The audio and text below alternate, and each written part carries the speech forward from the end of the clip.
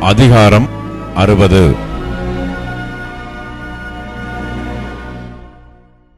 எழும்பி பிரகாசி, உன் ஒளி வந்தது, கர்த்தருடைய மகிமை உன்மேல் உதித்தது.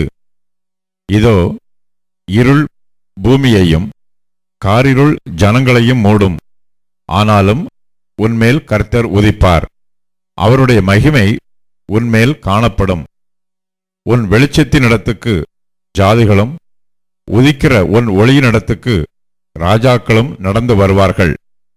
சுற்றிலும் உன் கண்களை ஏறெடுத்துப் பார், அவர்கள் எல்லாரும் ஏகமாய்க் கூடி உன்னிடத்திற்கு வருகிறார்கள். உன் குமாரர் தூரத்திலிருந்து வந்து உன் குமாரத்திகள் உன் பக்கத்திலே வளர்க்கப்படுவார்கள். அப்பொழுது நீ அதைக் கண்டு ஓடி வருவாய். உன் இருதயம் அதிசயப்பட்டு பூரிக்கும். கடற்கரையின் திரளான கூட்டம் உன் வசமாக திரும்பும். ஜாதிகளின் பலத்த சேனை உன்னிடத்துக்கு வரும். ஒட்டகங்களின் ஏராளமும் மீதியான் ஏப்பாத் தேசங்களின் வேகமான ஒட்டகங்களும் உன்னை மூடும்.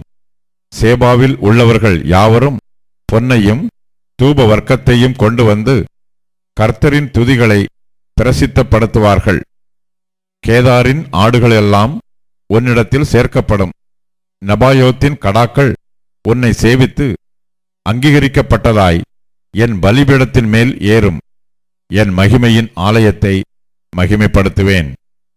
மேகத்தைப் போலவும் தங்கள் பலகணி துவாரங்களுக்கு தீவிரிக்கிற புறாக்களைப் போலவும் பறந்து வருகிற இவர்கள் யார்? தீவுகள் எனக்கு காத்திருக்கும். அவர் உன்னை மகிமைப்படுத்தினார் என்று உன் பிள்ளைகளையும் அவர்களோடே கூட அவர்கள் பொன்னையும் அவர்கள் வெள்ளியையும் உன் தேவனாகிய கர்த்தரின் நாமத்துக்கென்றும் இஸ்ரவேலின் பரிசுத்தருக்கென்றும் தூரத்திலிருந்து கொண்டுவர தர்ஷீஷின் கப்பல்களும் ஏற்கனவே எனக்கு காத்திருக்கும். அந்நியரின் புத்திரர் உன் மதில்களை கட்டி அவர்களுடைய ராஜாக்கள் உன்னை சேவிப்பார்கள். என் கடுங்கோபத்தினால் உன்னை அடித்தேன், ஆனாலும் என் கிருபையினால் உனக்கு இறங்கினேன். உன்னிடத்துக்கு ஜாதிகளின் பலத்த சேனையை கொண்டு வரும்படிக்கும் அவர்களுடைய ராஜாக்களை அழைத்து வரும்படிக்கும் உன் வாசல்கள் இரவும் பகலும் பூட்டப்படாமல் எப்பொழுதும் திறந்திருக்கும். உன்னை சேவிக்காத ஜாதியும் ராஜ்யமும் அழியும். அந்த ஜாதிகள் நிச்சயமாய் பாழாகும். என் பரிசுத்த ஸ்தானத்தை சிங்காரிக்கும்படிக்கு லீபனோனின் மகிமையும் தேவதாரு விருட்சங்களும் பாய்மர விருட்சங்களும் புன்னை மரங்களும் கூட உன்னிடத்திற்கு கொண்டு வரப்படும். என் பாதஸ்தானத்தை மகிமைப்படுத்துவேன். உன்னை ஒடுக்கினவர்களின் பிள்ளைகளும் குனிந்து உன்னிடத்தில் வந்து உன்னை அசட்டை பண்ணின யாவரும் உன் காலடியில் பணிந்து உன்னை கர்த்தருடைய நகரம் என்றும் இஸ்ரவேலுடைய பரிசுத்தரின் சீயோன் என்றும் சொல்வார்கள். நீ நெகிழப்பட்டதும் கைவிடப்பட்டதும் ஒருவரும் கடந்து நடவாததுமாயிருந்தாய்.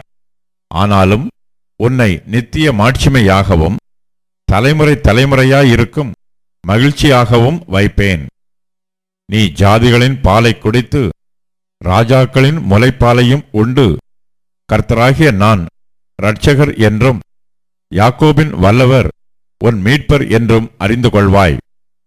நான் வெண்கலத்துக்கு பதிலாக பொன்னையும் இரும்புக்கு பதிலாக வெள்ளியையும் மரங்களுக்கு பதிலாக வெண்கலத்தையும் கற்களுக்கு பதிலாக இரும்பையும் வரப்பண்ணி உன் கண்காணிகளை சமாதானமுள்ளவர்களும் உன் தண்டற்காரரை நீதியுள்ளவர்களும் ஆக்குவேன். இனி கொடுமை உன் தேசத்திலும் அழிவும் நாசமும் உன் எல்லைகளிலும் கேட்கப்பட மாட்டாது. உன் மதில்களை இரட்சிப்பென்றும் உன் வாசல்களை துதி என்றும் சொல்லுவாய். இனி சூரியன் உனக்கு பகலிலே வெளிச்சமாயிராமலும் சந்திரன் தன் வெளிச்சத்தால் உனக்கு பிரகாசியாமலும் கர்த்தரே உனக்கு நித்திய வெளிச்சமும் உன் தேவனே உனக்கு மகிமையுமாயிருப்பார். உன் சூரியன் இனி அஸ்தமிப்பதுமில்லை, உன் சந்திரன் மறைவதுமில்லை. கர்த்தரே உனக்கு நித்திய வெளிச்சமாயிருப்பார். உன் துக்க நாட்கள் முடிந்து போம். உன் ஜனங்கள் யாவரும் நீதிமான்களும் என்றைக்கும் பூமியை சுதந்தரிக்கும் குடிகளும் நான் நட்ட கிளைகளும் நான் மகிமைப்படும்படி என் கரங்களின் கிரியைகளுமாயிருப்பார்கள். சின்னவன் 1000 சிறியவன் பலத்த ஜாதியும் ஆவான். கர்த்தராகிய நான் ஏற்ற காலத்தில் இதை தீவிரமாய் நடப்பிப்பேன்.